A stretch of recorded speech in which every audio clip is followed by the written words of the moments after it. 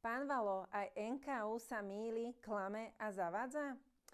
Chyby a netransparentnosť bratislavského magistrátu pod vedením progresívneho primátora Matúša Vala nemajú konca kraja.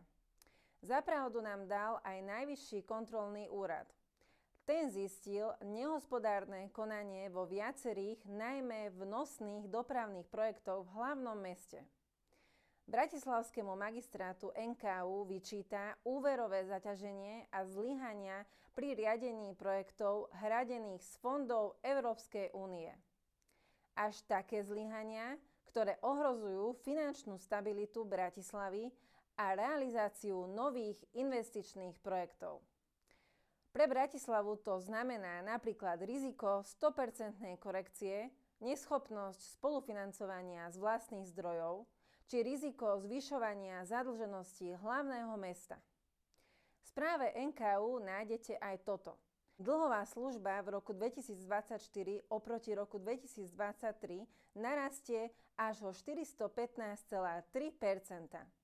Viac ako 400%?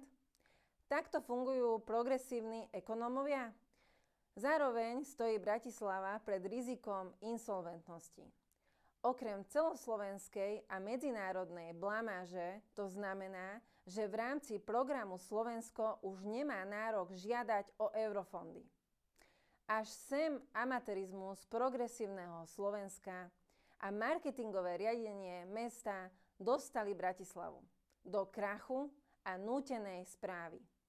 A perlička na záver, ovplyvňovanie médií z ich strany nemá konca.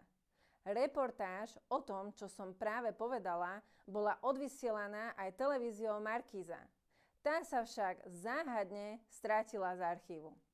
Bratislava podľa kontrolórov zlyháva vo financiách. Dôvodom je zlé manažovanie investícií, najmä do dopravnej infraštruktúry. Mesto so závermi kontroly nesúhlasí a tvrdí, že sú nesprávne a skreslené. Najvyšší kontrolný úrad si na mušku zobral hlavné mesto. Z prierezovej kontroly financovania medzi rokmi 2020 až 2023 vyplýva, že pri viacerých eurofondových projektoch manažment mesta výrazne pochybil a je preto ohrozená aj finančná stabilita Bratislavy. Kontrolóri preverovali 7 projektov za viac ako 291 miliónov z balíka 490 miliónov eur. Tieto prostriedky hlavné mesto získalo vďaka zapojeniu sa do európskych nástrojov finančnej pomoci. Ide najmä o projekty nosného dopravného systému mesta spolufinancované z eurofondov. Za zlyhanie manažmentu mesta považujú štátni kontrolóri napríklad trolejbusovú trať Autobusová stanica, nové SND, novú električkovú trať v Petržalke či modernizáciu trate Dúbravsko-Karloveskej radiály, ale aj iné vlajkové projekty vedenia mesta. Projekt trolejbusová trať hlavná stanica Patronka a Riviera musel bratislavský dopravný podnik dofinancovať sumou takmer 1,1 milióna eur z vlastných zdrojov, pretože do konca roka 2023 nebol projekt finančne ani fyzicky ukončený a bol zaradený medzi nefungujúce projekty. Magistrát mesta k správe vzniesol viaceré námietky a nesúhlasí ani s jej interpretáciou. Podľa kontrolórov práve zlé rozhodnutia manažmentu mesta z minulých rokov budú mať dopad aj na budúcnosť.